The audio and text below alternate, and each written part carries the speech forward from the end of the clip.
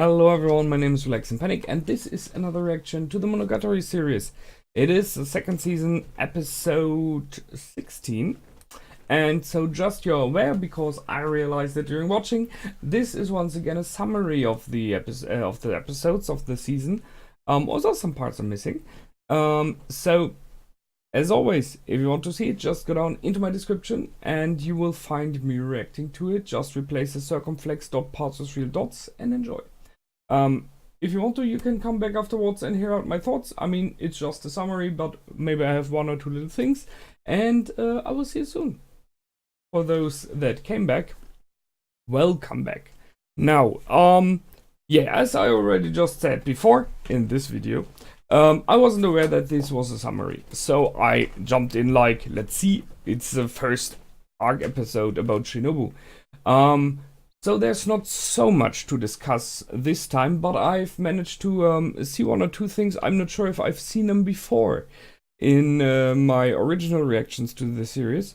So as example, the fact that the hair of Senjugahara, when she was talking to Kaiki, in her shadow, created this crab-like appearance, which fits in with the question I had the last time. If you remember in my last episode's reaction, I talked about the question, how much power does Senjugahara have? And seeing that her hair, maybe it's just, you know, a little blink at us as the onwatchers, but thus her hair does something like this, and she had once a relationship with the crab. I really have to ask if she is able to kind of summon it back, or has other abilities to bring in powers from the aberrations. So that's one thing. Then here, when you just see this picture, second season summary 3, I just realized there's a stapler stacker in there as the line in the middle.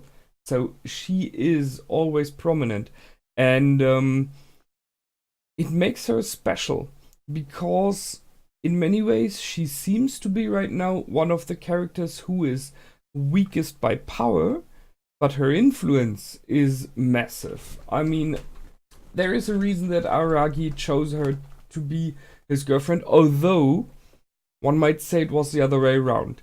Especially if you see the one scene we had in here, where she kind of grabbed him and used him to push her against this metal, and then telling him to be nice to her this night, you know.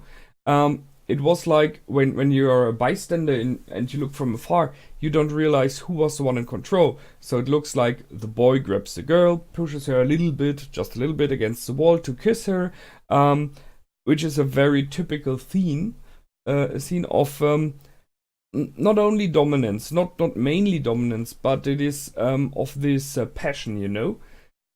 And it wasn't Aragi who started it, it was her. So she's the one in control in the relationship in nearly all the time.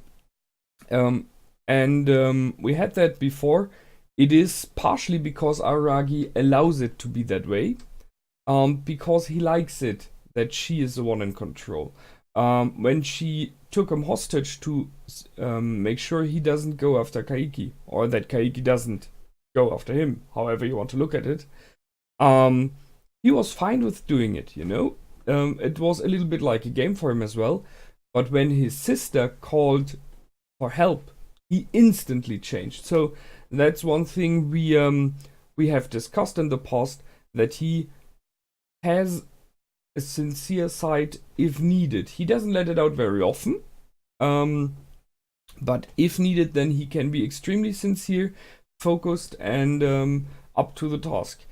And that's something that I think he develops more and more during this series, during the whole series, because handling aberrations and the problems that come with them, he has to grow up more and more. He has to be more serious about what he's doing and how he is doing it, but he's still keeping this himself his older self of being a bit playful and yeah, well, gropey, if you know what I mean.